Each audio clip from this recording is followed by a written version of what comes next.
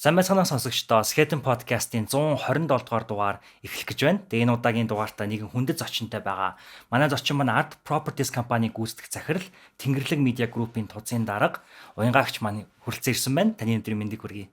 Өдрийн мэнд хүргэе. Тэгээ намайг подкастт урьж оролцуулсанд баярлалаа. Чи барыг намайг танилцуулж байна. Харин тийм. Уянгаа гэдэг тэгээд Art Properties компани гүйцэтгэх захирлаар сүүлийн 5 жил ажиллаж байна. Тэнгэрлэг Media Group-ийн тууцын дараагаар сонгогдоод бол удаагүй. Тийм. За манай подкастын урилгыг хүлээж авсан дахин баярлалаа. Тэгээд манай подкаст бол 4 жилийн хугацаанд явагдаж байгаа. Тэгээд одоо энэ 2021 оны 11 сая 19-нд яг 4 жилийнх нь ой болох юм. Тэгэхээр энэ бол баг яг тэр өдөр засагдах дугаар байх. Тэгэхээр айгүй гоё хүндтэй, гоё онцгой дугаар болж байгаа. Тэгээд маш их баярлалаа. Тий. Тэгээ манай подкастын уламжлалт нэг асуулт байдаг. Ер нь бол илүү нэг тийм шашинлагч гэдэг юм уу те тэрээсээ талаасаа биш. Угаасаа бид нэр иргэн тойрондоо байгаа зүйлүүдэд талархаж амьдрах нь зүйтэй гэж бид нэр залуучуудад итгэдэг. Тэгэхээр таны ер нь сүүлийн үед амьдралдаа хамгийн их талархаж явж байгаа эсвэл талархам тийм үү болсон үйл явдал те тийм талархлаа хуваалцаж бид нартэй нэвтрүүлгээ эхлүүл. Тийм, ер нь бол зүгээр би хувь хүний хувьд өдөр тутамд одоо байгаль дэлхийдээ талархаж амьдардаг. Бидний идж байгаа, ууж байгаа, өмсөж байгаа одоо энэ байгаа энэ байшин энэ бүх юм энэ байгаль дэлхийгээс ургаж гарч ирсэн зүйл байдаг. Сансар огтор уугаас бид нарт эзэж илгээмж ирдгүү. Тэгэхээр энэ байгаль дэлхийдээ өглөө болгон би талархаж нарандаа өглөө болгон баярлаа гэж хэлж өглөөг эхлүүлдэг. 7 хоногийн хувьд гэх юм бол нэг хүү маань сая 13 нас хүрлээ өчтөр. Тэгээд үр хүүхдээ 9 сар бол өсөж төрнж байгааг харах бол мэдээж гэрүүл ээж аавын хувьд бол хамгийн жаргалтай зүйл байдаг. Тэгээд түүнд бас их хүүгээ 9 сар бол 13 насныхаа төрсөн өдрөө бид нартай хамт тэмдэглэсэнд нь маш их талархаж баярлж байлаа. Тэгэл яг сайхан хариултанд баярлалаа. За дараагийн маань асуулт болохоор бид нэр орших уу гэж ерөнхийдөө бол ярьдаг. Тэгээ байрын жоохон солиод асуучих гэж бодож байна. Яагаад тэгэхээр таны сая энэ түүхийг ингээд сонссон чинь мэдээж хэрэг хүүгийнхаа төрсөн өдөр ингээд тэмдэглээ айгу гоё мөчүүд өнгөрсөн баг л та. Тэгэхээр энэ сүүлийн үед ер нь таны ингээд хамгийн гоё нэг тийм сэтгэлийн таашаал, тэгээ мэдрэмж төрсэн, амьдралаас нэг тийм кайф авсан тийм сайхан мөчөө хуваалцвал. Сайхан мөчөө хуваалцвал. Гэхдээ яг ингээд сүүлийн үед айгу их толгоонд орж ирээд байгаа. Би одоо нөгөө өөрийнх нь насаа та нартай харьцуулбал одоо хамаагүй өндөр настай хүний тоонд орно шүү дээ. Тэгэхээр энэ нас өөрөө хүнийг их ухаантай уужуу болгож одоо их өөрчлөлт юм байна. Одоо цаг хугацаач гэж хэлж болох байх л та. Тэгээд одоо 20 эдтэй уянгааг өнөөдрийн уянгаатай харьцуулахад альва зүйл нөгөө гомдлохоос илүү талархах нь арай илүү их болсон байдаг юм байна. Тэгээд бусдын энэ амжилтанд ингээ чангаар алга ташаад баяр хүргэе гэж хэлдэг тийм зоригтой болж чадсан байна. Тэгээ энэ өөрчлөлт ингээд өнгөрсөн 7 хоногт ягаад ч би яг энэ өөрчлөлт надад одоо нөгөө хизээ ирснийг мэдэхгүй тийм болцсон байна гэдгээ мэдрээ. Тэрэнд их талархсан. Тэгээ энэ мэдээж цаг хугацаа үнийг бас ингэж өөрчилзүүлж илүү ухаажуулдаг болов гэж бодсон доо. Өстой гоё хариулт байна. За дараагийн маань асуулт болохоор айгүй уламжлалт асуултууд дундаа л яваад байгаа. Энэ болохоор контент гэдэг. Тэгээ бид нар нэг тийм гоё ном уншичаад, гоё юм сонсчоод тий. Та бол зөндөө одоо ном уншдаг тий. Тэгэхээр ингээд нэг тийм аймаг хуваалцсамаар нэг контент гэдэг шүү дээ. Ямар нэгэн яг тэрийг одоо манай сонсогч нарт яг найзаа гэж бодоод ингээд би нэг ийм үзлээ сонслоо гэд хуваалцвал ер нь сүүлийн үед тийм сонирхолтой. Одоо тэгээ нөгөө хүн хүний сонирхол өөр л тоо тий. Би одоо хүүхдтэй өөрийнхөө гоё гэсэн контентыг хуваалцвал манай хотод нэг сонирхолтой шүү яриад байгаа гэд. Тэгээд ном айгүй эхлүүлнэ. Гоё гарчигтай одоо гоё дизайнтай ч юм уу номнуудыг эхлүүлдэг. Тэгээд нэг тийм бас муу зуршил гэх юм ингээд баг 10 ном зэрэг эхлүүлчихдэг. Тэгэл алин ч дуусахгүй нэг барьж ядаал яваад идэх номнууд идэх. Зарим номнуудыг болохоор эхлүүлэнгөтнөрөөсөө тавьж чадахгүй байсараад дуусчихдаг. Тэгээд сая бэлгэнд ирсэн гармаагүй харуул алтаа гэдэг ном. Би хүүхд тахтаа уншиж исэн. Тэгээд нэх надад сэтгэл үлдээгүй нэх урт жоох юм. Ер нь л нэг агуулгыг нэг ойлгоогүй. Гэхдээ нэг айлд байдаг. Тэгээд тэр үед ч номын сонголт жоох цөөхөн байдаг гэсэн болохоор нөгөө байгаа юмдаа тааруулаад уншиж исэн. Гэхдээ яг үүндээ нэг тод юм нэг сэтгэл үлдээгээгүй. Тэгээд сая тэр номыг дахиад ирэхээр нь уншлаа. Харуултаа гэ та нар бараг уншааг баха. Заавал уншаарай. Бүр 30-ны. Гармаа 30-д өөрөө 1937 онд төрсэн хүн гэхээр чинь тэр 50 60-аад оны үед бичигдсэн ном баг. Маш сонирхолтой. Тэгээд яг хүн ингээд ялангуяа нөгөө нүүдэлчин амьдралаар олон зуун жил амьдарсан монгол хүмүүс ялангуяа байгаль дэлхийн төрсэн газар шороотойгоо их гүн гүнзгий холбоотой байдгийн байна гэдгийг харуулсан. Айгүй сонирхолтой ном. Та нар одоо баг хизээж төсөөлж чадахгүй тэр нөгөө нийгмийн шилжилтийн тэр нөгөө 30-аад оны үед хэлмэгдүүл тэр нөгөө нийгэм өөрчлөгдсөн тэр үеийг харуулсан ном л доо.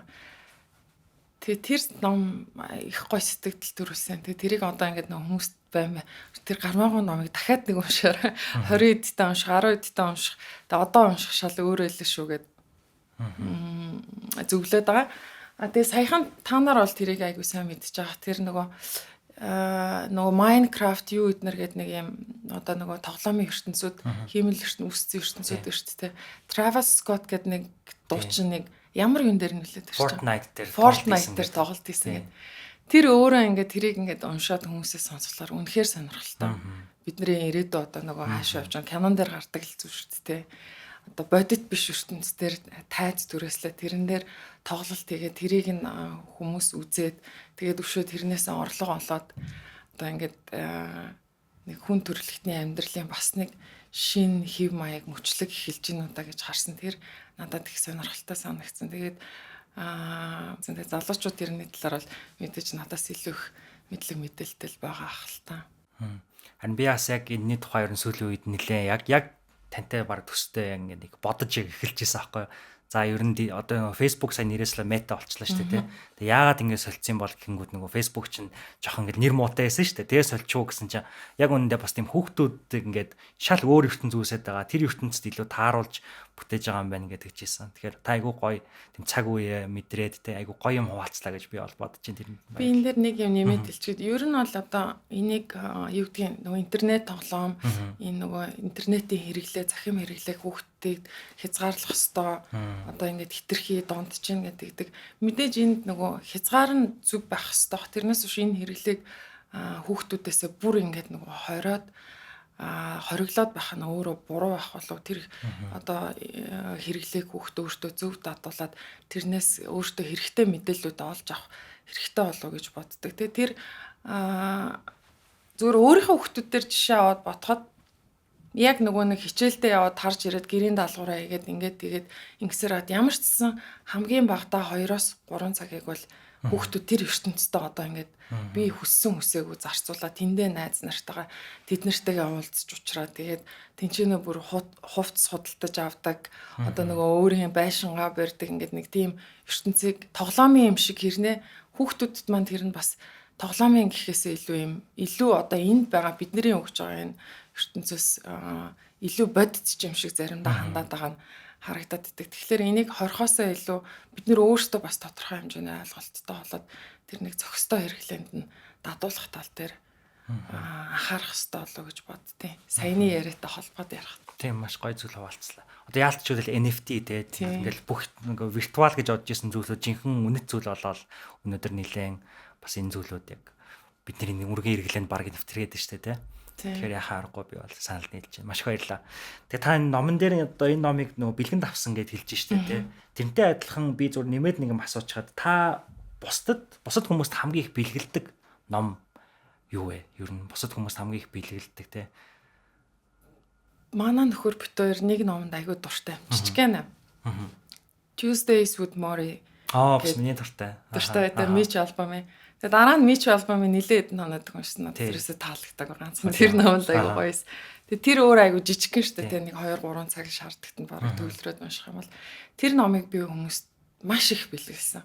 Гадагшаа болгонд одоо ч гэсэн ингээл чимдааныхын зайн тааруулаад 3-4-ийг авалт хүмүүст бэлгэлэх дуртай. Тэр нэг амьдралын одоо яг энэ нөгөө аз жаргалтай байх амьдралын үнцэн хаана байгаа юм хүмүүсийн харилцаа хаана хамгийн аз жаргалтайгаад ямар тохиолдолд айгүй онцгүй байдлаар төгс айгүй сонин сэдвүүдийг богинохон гой хөндөж авсан ном те.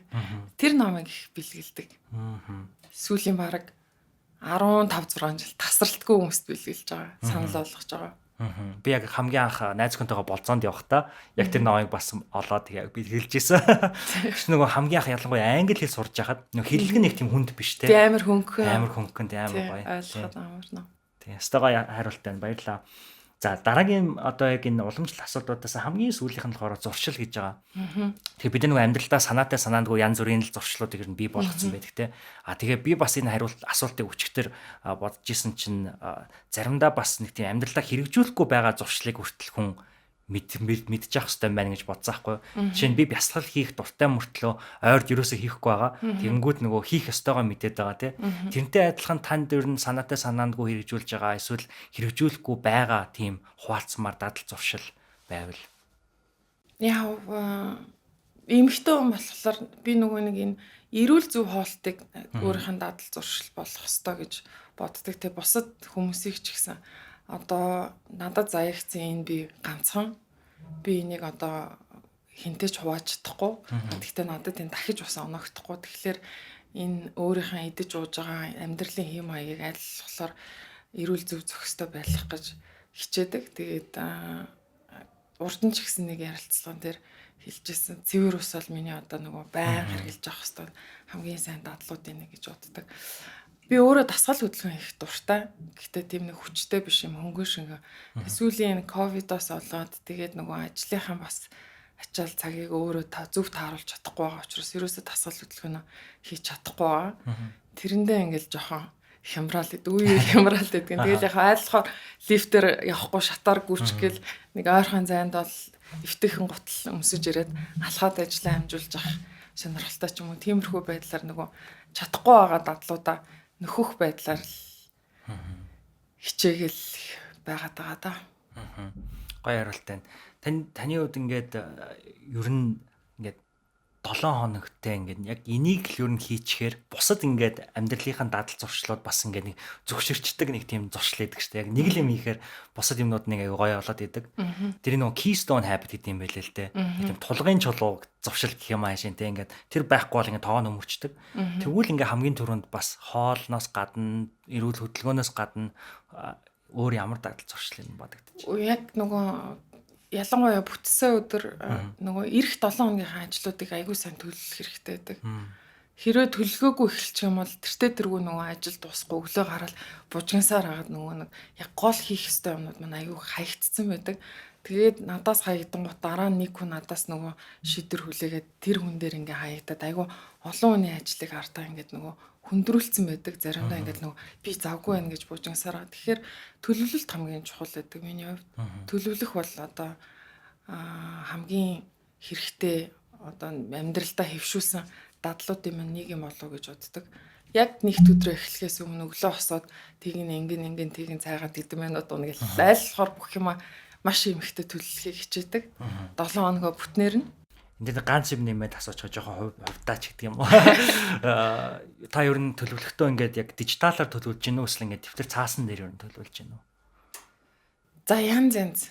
Зарим нөгөө нэг яг нөгөө сануулах хэвээр уулзалтуудаа календартаа утсан дээрээ оруулчин хурлуудын үеэр хийх хэвээр хэлэх хэвээр юмнуудаа болохоор цаасан дээрээ дэвтэр дээрээ тэмдэглэн. За тэгэд ихвчлэн толгой дотроо бүх юм айгүй сайн төлөвлөсөн байхад толгойдоо илүү их найддаг гэх юм уу? Утас нөгөө дэвтэрнээсээ илүү. Тэгэл толгой дотроо төлөвлөлт айгүй сайн хийх хичээдэгтэй. Бодол зэгцтэй хийх гэж байгаа үйлдэлүүдэд зөв толгой дотроо төлөвлөх нь миний хувьд бол арай амархан ч байдаг юм уу мэдэхгүй байна. Нэг тийм дадал байдаг. За маш их баярлалаа. Тэгэхээр өнөөдөр яг энэ подкастыг хийж байгаа одоо хамгийн магадгүй бас нэг том үндсэн шалтгаан нь юу вэ гэхээр Монгол яг нэг тийм нэр төр гэдэг сэдвийн тухай хүмүүсээс ингээд асуудаг ч юм уу яг энэ сэдвийн тухай ингээд ярангууд хамгийн түрүүнд та болон таны гэр бүл бидний хувьд яг нэр төр гэдэг сэдвийн хувьд хамгийн чухал энэ дэр хамгийн их мэдээлэлтэй байгаа гэр бүл шиг санагдаж байгаа л да. Тэгэхээр зэрэг яагаад үг гэхээр нэр төр яагаад чухал гэдгийг уусаа ингээд аян дэлхийд даяар хумсарлаад те дайны дэлхийн нэр төрөө харамгаалах өдөр хайрлах өдөр гэдэг ингээд жил болгон 10 дугаар сарын 3-р 5 гараг тэмдэглээ явж байгаа шүү дээ те. Яг энэ өдрийг ингээд Монголд анхнаас нь өрнүүлж эхэлсэн гэр бүлийн хувьд танайхаа байгаа. Тэгэхээр таны хувьд ер нь бас яг энэ би зүгээр энийг бас дахиад жоохон хуваасаа асуухад нэр төр гэдэг үг нөө dignity гэж англи үгийг монгол руу нэр төр гэж орчуулахад жоохон хэцүү байсан бах те. Тэгээд тэрийг жоохон яг түүхийн ингээ хуваалцвал яаж яг энэ нэрийг одоо үгийг сонгож авах гэдгийг. Яа цаанаасаа нөгөө Global Dignity Day гэдэг тэгээд энэ өөрөө айгу сонин түүхтэй байгууллага л та энэ Global Dignity гэдэг энэ хөдөлгөөн олон улсын хөдөлгөөн өөрөө 2005 онд Дэлхийн эдийн засгийн форумд Young Global Leaders гэдэг нөгөө залуу манлайлагчд гээд шалгаруулдаг штэ жил болгон тий. Тэгээд тэнд шалгарсан энэ залуу манлайлагчд энэ dignity гэдэг зүйл бидний амьдралд аюу хорхигдчихээн дутагдчихээн гээд тэгээд энэ хөдөлгөөнийг анх санаачлаа. Тэгээд энэ эхлээд бол яг нөгөө дэлхийн том лидер тий байгууллагын олон улсын байгууллагуудын одоо тэгээд тэр хаан хатад гэдэг нөгөө нийгэмд нөлөөлөлттэй хүмүүсийн хөдөлгөөнийг санаачлын ийм зүйл одоо бид нарт аюу хөвгүүлэгдэж, дутагдж ингээд 2005 оноос ихтэй юм байлээ. Одоо бол энэ үйл ажиллагаа маань өөрөө өргөжөөд дэлхийн 80-аад улсад сая шахуу хүүхд залуучуудыг жил болгон хамруулад хийгдэж байгаа. Тэгээ бидний хувьд болохоор 2009 оноос энэ хөдөлгөөнд яг нөгөө Монгол улсаас төлөөлөд ингээд та нар Монголдоо яг энэ дэлхийн бусад улсуудад хийж байгаа жишгийн дагуу юм үйл ажиллагаануудыг хийгээч гэдэг санал тавьсны үүднээс нөхөр маань одоо энэ үйл ажиллагааг санаачилж хийж эхэлсэн.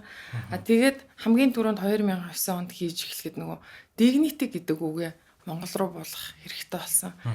Тэгээ яг зүгээр миний хувьд болохоор нөгөө жудаг ноён нуруу гэдэг үгтэй илүү төхөөч юм шиг санагдсан. Тэгэд нөгөө нэр төр эрхэмлэх гэхийн оронд жудгаа эрхэмлэх гэх үү те. Тэгээ нөгөө монгол хэлэндээ бас эвтэйхэн тааруулахад бол нэлээд ярилцчихэж нэр төр гэдэг нэр төрөө эрхэмлэх өдөр гэдэг нэр томьёол дээр тогтсон л доо. Тэгээд яг энийг нөгөө одоо энэ дэлхийн ертөнцийн дээр болж байгаа сайн сайхан зүйлээс гадна болохгүй байгаа айгүйх зүйлүүд байдаг. Энэ бүх юм нөгөө нэр төр dignity гэдэг зүйл хэрвээ хүн болгоны дотор илүү одоо нөгөө хүчтэй бат бөх оршин тогтнож исэн бол арай бага байх байсан болов. Тийм учраас одоо энийг илүү бид нэр дэлгэрүүлэх хэрэгтэй юм байна гэдэг үүднээс энэ хөдөлгөөнийг хийж эхэлсэн болов гэж би боддгийн. Одоо бид нар чинь дэлхийд даяар одоо ингээд нөгөө шашны өөр одоо нөгөө шашны ялгарл гэх юм уу улс төр арьс өн хил хязгаар гэдэг ингээд олон зүйлээр бид нар хуваагддаг. Тэгээд түүнийг одоо ингээд нөгөө өөрийнхөө нөгөө миний эрх ашиг одоо би ийм шашин шүтдэг би одоо цагаан арьстай хүн одоо би ийм мундаг улсын иргэн учраас миний нэр төр одоо миний үс сонирхол илүү байх ёстой гэж бусдаж тулгаж одоо дарангуулах энэ байдал бол одоо дэлхийд даяар их баг гэлтгүй зах замраагүй өргөжлж идэг.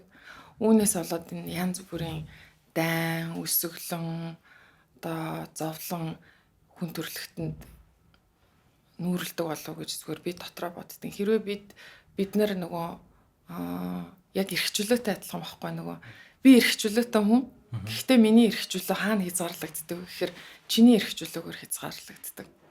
Би эрхчлөөтэй гэд чиний эрхчлөө надад таалдах хэрэг байхгүй. Яг тэрнтэй адилхан нэр төр гэдэг юм dignity гэдэг юм бол надад байгаа ч гэсэн тэр бусдынхаар бас хязгаарлагдаж бид нэр бусдынхаа яг өөрөөтэйгээ адилхан хүндэлж хайрлаж ойлгож харьцаж энэ нөгөө ойлголцлын түвшин ялангуяа энэ том лидерүүдийн хувьд бол одоо тэр шийдвэр гаргах түвшинд хүртэл нөлөөлөх ёстой зүйл юм болоод манай улсад л хэцүү байна. Бид нэр өөрсдийнхөө улсын проблемыг шийдэх чинь ингээд бусаг жижиг улсуудыг дарамтлаад одоо юу гэдгийг тэр бусаг жижиг улсуудын эрх ашигыг хөндөд байгаа асуудлаас эхлээд л энэ жижиг сажиг иргэний дайн зөрчлүүд үүсээд дэлхийн хэмжээнд бол үүсээд байна гэж хардаг. Тэгэд яг үүнтэй адилхан Монголд ч гэсэн бид нар биеийнхээ энэ нэр төрийг хайрлж хүндэлж өөрийнх нь нэр төрийг бол хайрлж хүндэлэх нь тодорхой шүү дээ. Тэгэхээр тэр бусдын нэр хүндийг бас хайрлж хүндэлж ингэж одоо нийгмийн харилцаанд орно гэх юм уу. Тэгэх нь маш чухал юм. гэдэг үүднээс Монголд одоо хийх нь чухал юм гэд бид нэр ярилцаж хийж гисэн. Тэгээд энд 2009 онд Монголд анх хийж гиснээс хойш олон байгууллагууд, төрийн бус байгууллагууд олон хүмүүс оролцсон л да. Тэгээд эхлээд бид нар байгууллагууд төртөл төр нэг юм энэ дэлхийн нэр төрөө эрхэмлэх өдрийн одоо нөгөө нэг юм тангараг андгаа гэдэг нэг юм хүртэл гаргаад ингээд том компани захирлууд тэр андгааг ингээд хүлээж аваад энэ андгаан дагуу одоо тий альва бизнесийг хийхдээ бас нөгөө эргээд гарах нийгэмд гарах үр өшиг давхрыг заавал тооцоож тэрнээс зөвхөн компани ашигын төлөө тий хин нэгэнд одоо авилгал хийл ахвал өгөхгүй ч юм уу ингээд аль болохоор ингээд нийгмийн бас сайн сайхныг заавал ардаа бодож үзчихэж өөрийнхөө шийдвэрийг гаргах болно гэдэг юм андгаа хүртэл өргөдөг байсан. Тэгээд олон ч компаниуд энд нэгдэж оролцсон. Яг сүүлийн үед болохоор илүү бид нар энэ өсвөр насны хүүхдүүдтэй яг энэ нөгөө үйл ажиллагааныхаа хүрээнд ажиллах нь чухал юм уу? Тэднэрт бас энэ нөгөө үйл ажиллагаа энэ нөгөө ойлголтын маань нөлөөлөл маш хүчтэй сэтгэл төрүүлж тусгал үлдээж чадах юм байна. Үүгээрээ бас тэр хүүхдүүд өөрөөсөө гадна эргэн тойрныхон хүүхдүүдийг энэ ойлголтондоо ингээд нэгтгээд нийгэмдээ бас ингээд тодорхой хэмжээний өөрчлөлтийг аваа явах юм болов гэдэг тийм байр суурьтай бид нар явж байгаа.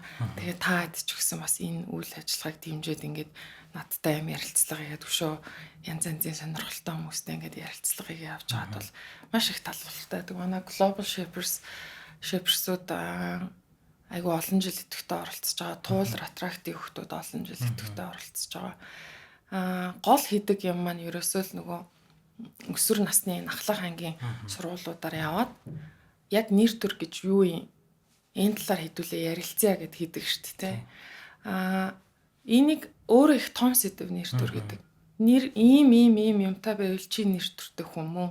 Эсвэл ийм юмгүй байвал чи нэр төртэй хүн биш гэдэг том юм байдаггүй.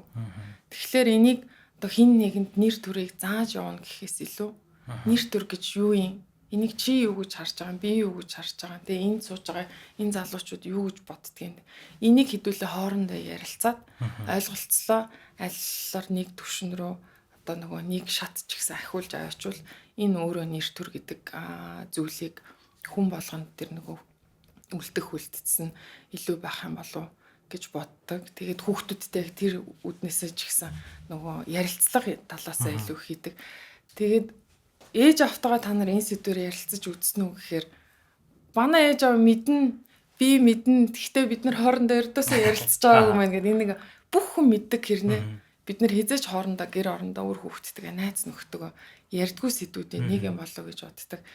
Тэгээ хүүхдүүдээс асуудаг байхгүй. Нэр төр ингээд зөвхөн олон танигдсан амжилттай бизнесмен ч юм уу, амжилттай одоо нөгөө нэг тэр тамирчин тэр хүнд байдаг үү? Одоо эсвэл чи аав ээжигээ ер нь юу гэж бодд ингээл тэгэхээр хүүхдүүд ингээл бодвол нэрэ манай аав ээж одоо нэр төр байгаа мүү үгүй мүү гэдэг байдлаар гэж нүдэн нэргэлтэл аюу хөөрхөн байдаг. Тэгээд яг зүгээр миний зүгээс тайлбарлахыг хичээдэг зүйл нь болохоор намайг ингээд намайг ингээд хоолтой, бүрэн хувцастай ингээ халуун дулаан орчинд ингээ сайхан өсгөөд өглөө болгон цагтаа ажилдаа аваад орой болгон цагтаа ажилдаа тарж ирээд ингээ бидний төлөө ингээ амьдралаа зарцуулж идэг олон аав ээж нар бүр хэдэн мянган аав ээж нар тэр аав ээж нарыг би ялгаагүй хамгийн нэр төртэй хүмүүс гэж боддог. Тэгэхээр миний хөрш одоо нөгөө дулваа юм уу дондог юм уу те тэр хүн яг адилхан гэхдээ тэрийг ингээ нийгэмд гараад хүн таних албагүй. Гэхдээ тэр хүн орчиндоо ингээ хичнээн сайхан нэр төртэй амьдраад ажиллаа явж байгааг бид нэр үнэлж харж тэгээд одоо тэр өсвөр насны хүүхдүүд маань ч гэсэн тэрийг бусдыг тэр өнцгөөс нь үнэлж харж хайрладаг байгаасаа гэдэг үднээс л тэр нөгөө илүү их одоо бидний хийгээд байгаа энэ ажлууд чиглэлдэг. Тэгээд сүүлийн үед ялангуяа яг энэ чиглэл нь илүү ингээд нөгөө үр дүн өгөөжтэй байх магадaltaй ингээд илүү яг энэ чиглэл рүүгээ ажиллаад явж байгаа. Тэгээд жил болгон одоо олон мундаг хүмүүс оролцдог шүү дээ манай Монголын хэмжээнд бол алтартай тамирчид урлагийн одууд тэр хүмүүсээр яг нөгөө хүүхдтэй яг энэ сэдвэр ярилцуулаад тэгээд би нэлээд хэдэн сургуулиуд дээр 2009 оноос очиж явж ингээд нөгөө ярилцлага хийж үзчихсэн. Тэгээд яг ингээд нэг 2 3 цаг хүүхдүүдтэй ярьчаад гараад ирэхээр тэр хүүхдүүд ингээд нүдэн ялцаад бүр ингээд сэргээд ирдэг.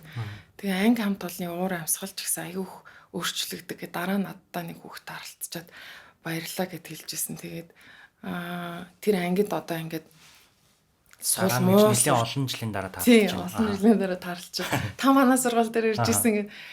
Тийм үү, би аль сургууль дээр л тэр сургууль дээр ирсэн гэд. Тэгээд яг энэ тэр нэг ярианы дараа манай ангийн одоо бидний уур амьсгал айгу өөр болсон шүү дээ. Тэгээд амар муу сурдаг, муухай хөвгт гэдэг доддог байсан хөвгтгөө бид нар найз олоод нөгөө нэг амар их цантаа гэдээ одооддаг байсан хөвгч чинь бас их цантаа биш бол тараад бид нар ингээд найз олоо. Тэгээ манай тэр хамт олон ингээд арай өөр одоо байдлаар нөхөрлөө. Тэгээд манай тэр төгсөлт айгүй амжилттай бүгдээрээ амжилттай төгсөөд бүгдээрээ амжилттай сургуульд илсэн гэдээ ярьжсэн. Тэр өөрөө ингээд надад энэ жижигхэн юм хийгээд байгаа юм шиг боловч хэсэг бүлэг юм хүрээл хүмүүсийн амьдрал тодорхой хэмжээгээр өөрчлөлтийг оруулах чадна гэдэг нь айгүй том шагнал бөгөөд нөгөө үр дүн юм болоо гэж бодож байна. Тэгээд тэндээс гараад тэр хүүхдүүд ч гэсэн тэр өөдрөг юм сайн сайхан нэр төртөө байх тий өөрийнх нь нэр төрийг эрхэмлэх түүнийхэн дагуу бусдын нэр төрийг хүндэтгэж үздэг хайрладаг байх тэр нэг зарчмуудыг сурсагт бусдад ч гэсэн нэг чи гараа 5 хүн түгээгээд нөгөө 5 хүн дахиад 5 хүн түгээгээд явхад бид нар тэг хурдан биш юм ахэд тодорхой цаг хугацааны дараа бас нэг арай гэвэлэг өөдрөг нийгэм болоход болохгүй зүйл гэж байхгүй л гэж бодож байна. Бид нөгөө энэ подкастыг бичгээс өмнө хоёулаа нэг уулзаад жоохон яриа ингээ хийсэн шүү дээ. Тэгээд би ингээд зураглаач нарынхаа багтайгаа хамт бид бас нэг сургууль дээр очиод тэгээ хүүхдүүдтэй ийм одоо хүүхдүүд оддоос ярилцлага авсан энэ төрлийн форматын нэвтрүүлгээс аахгүй. Тэгээ би нөгөө хүүхдүүдтэй яг оддтой уулзахаас өмнө ярьчлаа юм л да. Тэгээд би асуусан нэр төр гэж юу вэ гэдэг. Жохон хүүхдүүд 5 6 дугаар ангийн хүүхдүүд. Тэгсэн чинь хүүхдүүд ингэж хариулсан. Ингээ айгүй олон хүмүүс таньдаг те. Ингээ айгүй мундаг чадварлаг гэдэг ийм ах эгч нарыг нэр төртөө өнгөж хэлдэг гэдэгс аахгүй.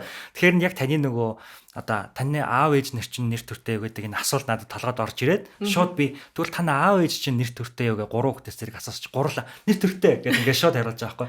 Тэгэл яг тэр нэгэн асуултаараа тэр хүүхдүүдийн нөгөө олон танигдсан те ингээд мундаг одоо айгүй олон хүн л мэддэг бол нэр төртөө гэдэг ойлголтыг яг нэг асуултаа шууд эвдсэн. Тэгээ энэ бол яг үнэхээр ингээд шууд та ингээд айгүй өөрийнхөө туршлага дээрээс бас нэг ийм айгүй гоё томьёо гаргаад ирсэн чинь ингээд ажиллаж ийн лээ шүү гэдэг би бас хуваалцсамаар санагдлаа.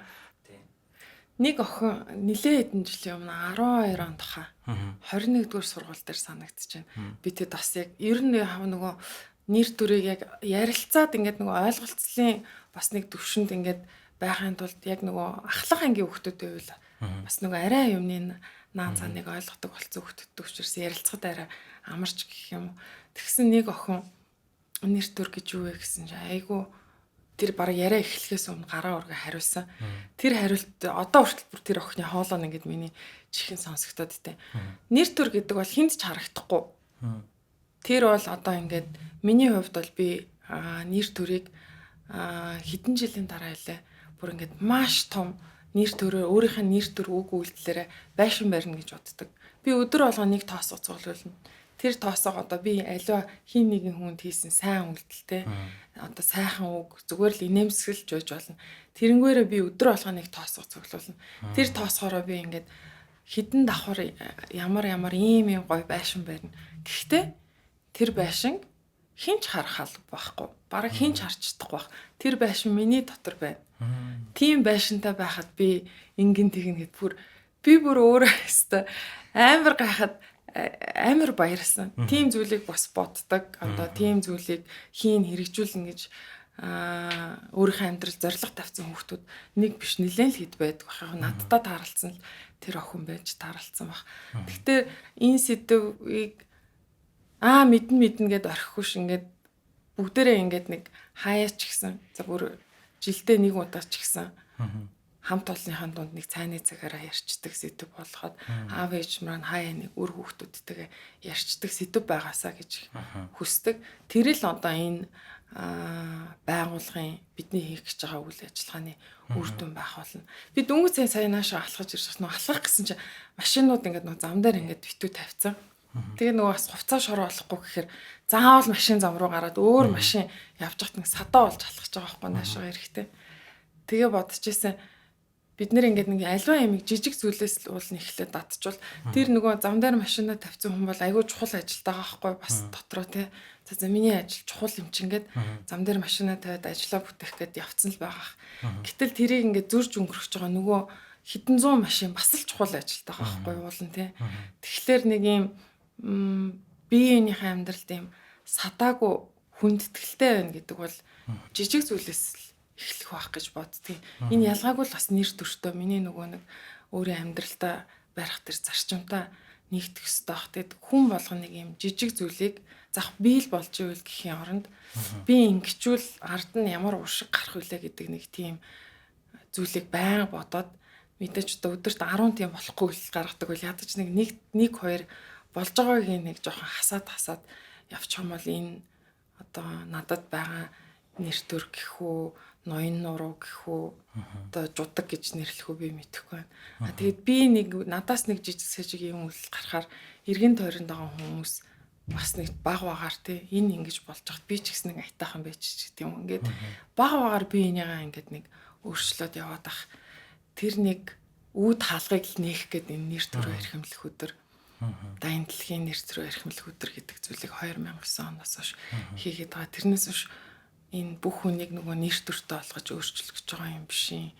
Нэр төр гэж юм шүү гэж бүх хүнд заах гээд байгаа нэг тийм үйлдэл биш юм байгаа. Энэ зүгээр хүн болгонд баг багаар дадаж байх ёстой зүйл юм. Мэдээж ингээд том хэмжээнд шийдвэр гаргах төвшөнд улс төрч одоо том бизнесмэнүүдийн хувьд бол энэ бүр зайшгүй байх ёстой зүйлүүдийн нэг бах. Тэр хүмүүс хийж байгаа үйлдэл нөгөө нэг үйлдэлийн ард гарах тэр үр уршгийг байн одоо нийгэмд энэ ямар нөлөөлөл үзүүлэх үү хэлж байгаа үгэн ч гэсэн те намайг үзэж байгаа хүүхдүүдэд энэ ямар нөлөөлөл үзүүл. Тэрнээс биш би улс төрч хүн би бусдыг мэдчихээн гэд хин нэг одоо доромжлон гутаах хийж байгаа үйлдэлээрээ одоо дарангуул бусдын одоо хийх гэж байгаа ажлыг гацаах зогсоох бол өөрөө айгүй бүдүүлэг зүйл гэж боддог. Тэгэхээр тэр төвшөндөө ялангуяа энэ нэг тэр андгаа гэд нэг юм бидний анх хийжсэн тэр юмыг баримталж ажилласаа гэж хүсдэг.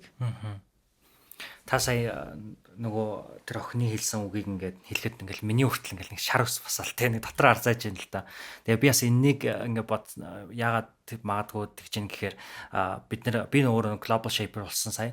Тэгээд бид нэр ингээд зурлаач нарынхаа багтайгаа хамт бас сургууль дээр хүний эрх зүйч тэ хамт ингээд яваад тэгээ ингээд эрх зүйч маань хүүхдүүдэд юуны тухай ярьсан бэ гэхээр хүн өөрийгөө нөгөө олдохгүй хүн өөрийгөө бүтээдэг гэдэг нэг юм зүйл ярьсан байхгүй юу. Тэгэхээр энэ охины маань нөгөө хэлээдсэн зүйл нь ингээд өдрөө болгоо нэг тоос гөрөөд ингээд би өөрийгөө бүтээн. Гэхдээ тэр бүтээж байгаа нь хүмүүст харагдахгүй надад л чухал эрхэмгээ ярьж штэ тэ. Тэгэхээр нөгөө та түрүүн хэлжсэн ингээд нэр төр гэдэг өдөр тутамдаа бид нэг ингэ ярьдаг сэдв байх хэрэгтэй гэдэг. Тэгэнгүүт одоо манай подкаст сонсдог хүмүүс ч гэдэг юм уу, ер нь энэ бичлэг үзэж байгаа хүмүүсийн хамгийн хүсэж байгаа зүйл нь нэг өчигдрийн өөрөөсөө нэг арай дээр хүн болчихыг аяа хүсэж байгаа хэ. Тэгэхээр нэг өөрийгөө бүтээх гэдэг нь ер нь ингээ өдөр тутамдаа ер нь хаанаас эхэлдэг? Яаж ер нь хүн өөрийгөө бүтээд юм бол танихаар ер нь тэр яг юу вэ? Хүн өөрийгөө бүтээн гэхээр өөрийгөө бүтээн гэж юу? Тэгэл мэдээж хүмүүст ингээд нөгөө яг нэг алстаа гэсэн хүсэл мөрөөдөл том зорилго хүн болгонд байдаг л ах нэг тийм карьер хийн одоо ийм байшинтай олон ч юм уу те ийм болно гэд тэр бол нөгөө ирээдүйд төлөвлөлөө тавьсан зорилго учраас ирээдүйд л байгаа. Надад өнөөдөр юу байгаа бilé? Би өнөөдөртөө одоо байгаа юмаа хэрхэн яаж зарцуулах вэ гэдэг өөрийгөө бүтээхийн одоо хамгийн эхний бөгөөд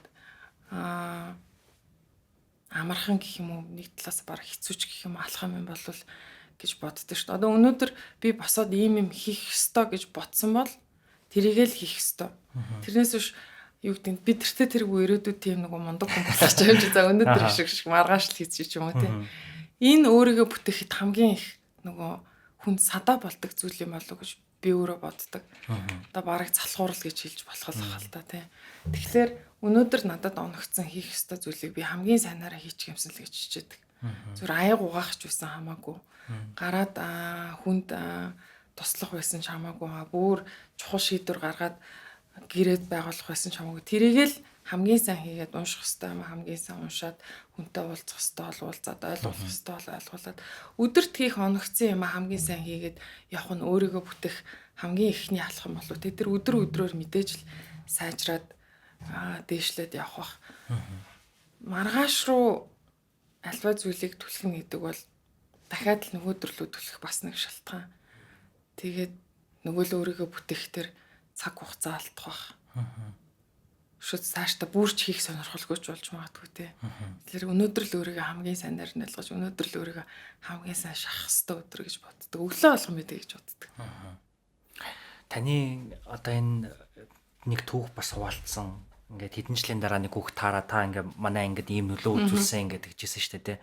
Тэр түүхийг ингээд сонсонгууд хүүхдүүд айгуу тийм хүнлэг байх те. Нэг ойлгох. Өөрөөр хэлбэл ингээд нэг хүн ингээд нэг сэтгэлийн мэдгүй ямар нэгэн дарамтаас болоод ч юм уу яг өнөөдөр нэг ийм байгаа байх гэдгийг нэг ойлгоцсон байж тээ тэр хүүхдүүд. Тэгэхээр нөгөө Монголын уламжлалт одоо ингээд ёс заншилт бол бид нар нөгөө түрүүн хэлжсэн ноён нуруутай байх те жудагтай байх ингээ хүн ингээ өөрөө ингээ хичээж өөрөө сайн байхыг бол айгуу сайн сургадаг. Би дотоос орсон юм уу мэдэхгүй яг ингээ нэг тийм нэгнээ хүндлэх те одоо ингээ хүнийг гадуурхахгүй байх түүхээс бол айгуу сайн харагдаж байгаа Монголын түүхээс. Гэтэ яг нэг тийм зүүр үг болоод биднэрт яг хүртсэн юм арай нэг цөөхөн байгаа юм шиг нэгнээ хүндлэхтэй ч гэдэг юм уу. Тэгэхээр та яг тэр хүүхдүүд яг ямар түүх юу яаж ойлгуулсан болохоор тэр хүүхдүүд яг тийм хүндлэг байхыг нэгнээ ойлгохыг те арийнхын тэр нөгөө түүхийг ойлгоход байгаа юм бол тэрэн дээр та юу гэж бодож байна? Би тэр хүүхдүүд нэг сүртэй гайхамшигтай мөр зүгээр л тэр хүүхдүүдийг сонссон. Ер нь би өөрийнхөө хүүхдүүдийг ч гэсэн илүү нөгөө зааж сурахаас илүү их сонсхийг хүсдэг. Тэгээд тэднэрээс зүгээр жишээ яриулсан санагдаж байна.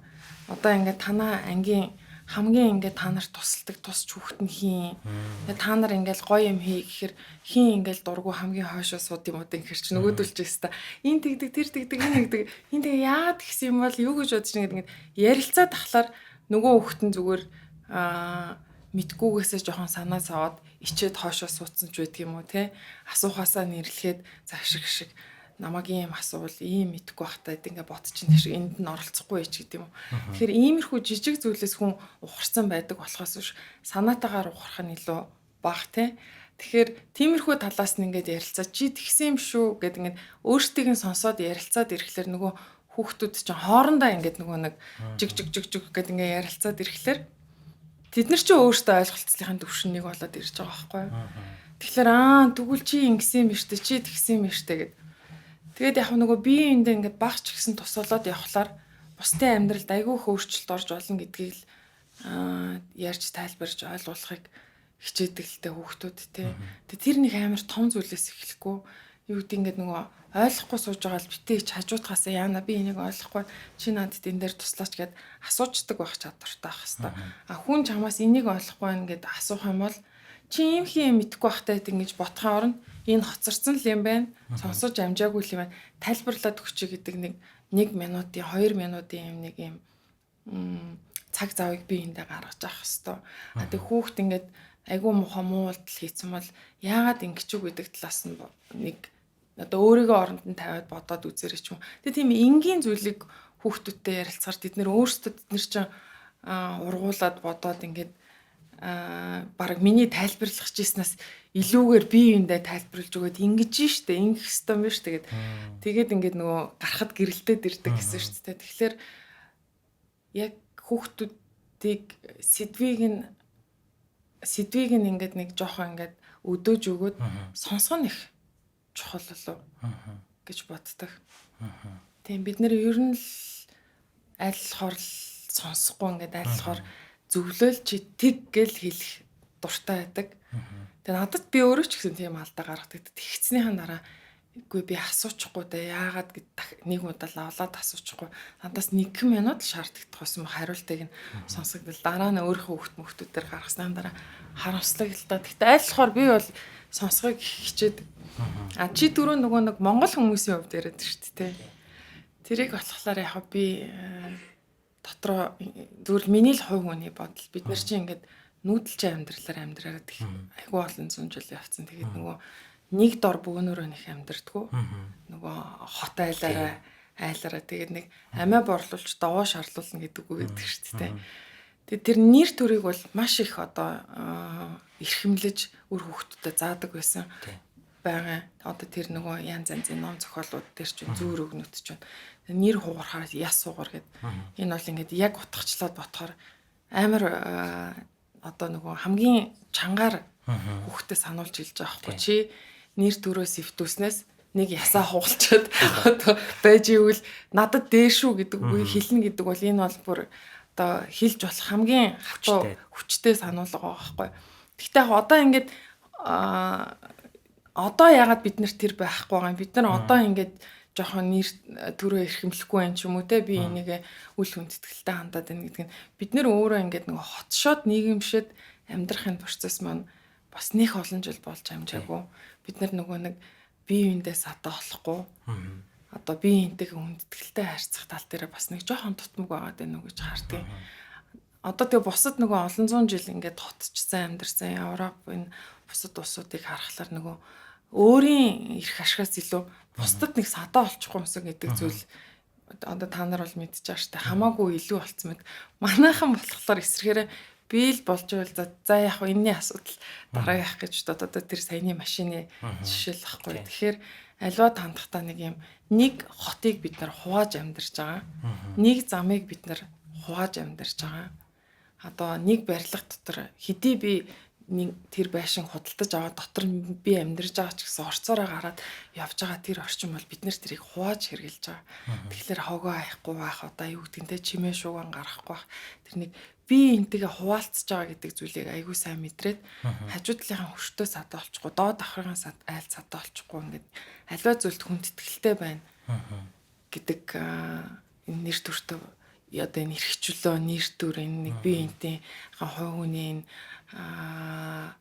хувийн орон зайг хүндэтгэн гэдэг бол бүгд ингээд нэг сайн ингээд ухаад болох юм бол барыг нэгдмэл ойлголт юм шиг санагдаад. Тэгээ яванда суух ахalta бид хэд ч одоо 100 жил ч болоог байх шүү дээ.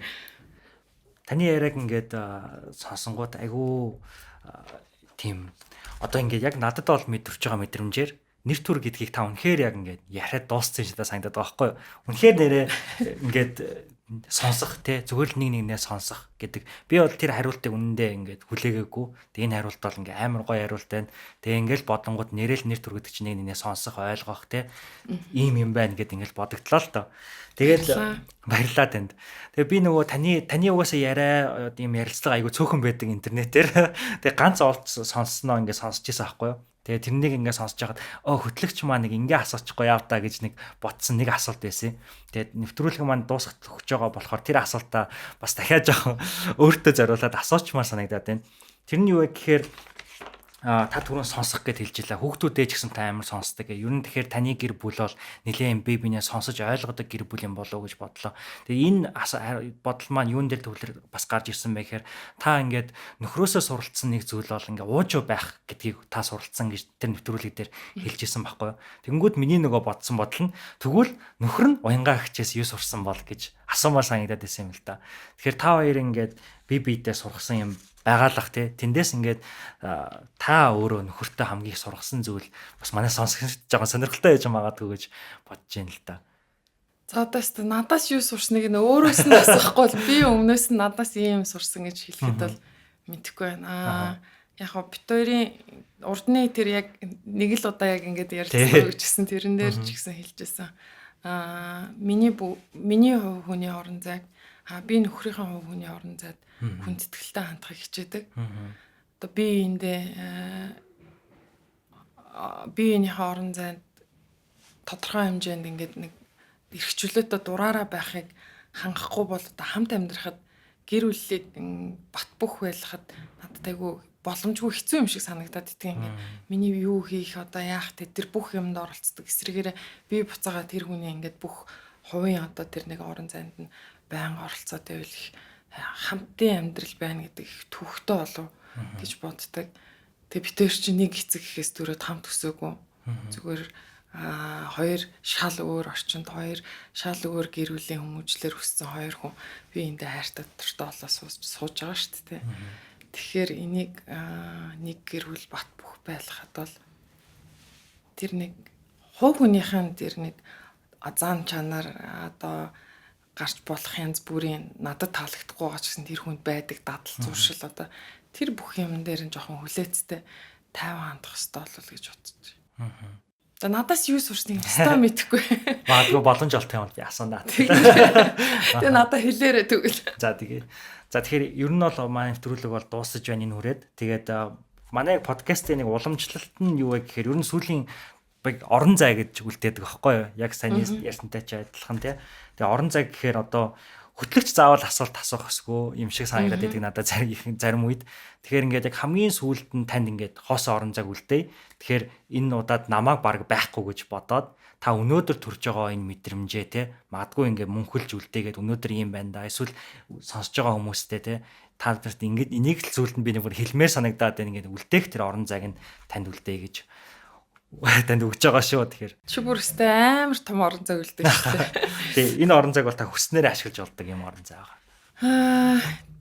За яг нөгөө нэг юу ярихаа мэдэхгүй жоохон ингээд сандраад ороод ирсэн болохоор хариултууд чинь аль болохоор ойлгомжтой товч тодорхой хариулахыг хичээлээ. Гэхдээ нэг бас нэг оновчтой байж чадсан уу юу мэдэхгүй байна.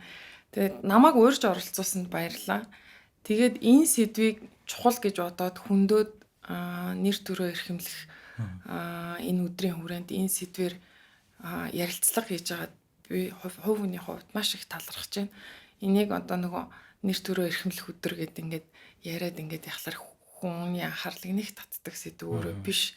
Тэг хүмүүс зүгээр ингээд сонсоод дандаа чихний хажуугаар өнгөрүүлцдэг сэдвүүдийн нэг. Тэгээд яг энийг чи өөрөө барьж аваад өөрөө бас тэр сургууль дээр очиод хүүхдүүдтэй ярилцлага хийгээд ингээд энэ сэдвийг одоо залуучууд өөрсдийнхөө одоо энэ сонсогч үзэгчтэй ингээд сэдв болгоод оруулаад ирж байгаад би хувь хүний хувьднаас маш их талархаж байна.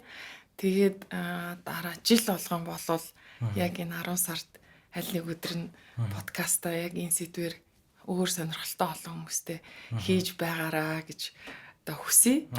Тийм миний тэр нэг том орон зай үлдээлээ гэж байна. Тэр том орон зайг нэлээд том юм амжуулсныхаа дараа өөр сэдвээр ярилцаж орж ирээ. Тэгээд урьсанд баярлалаа.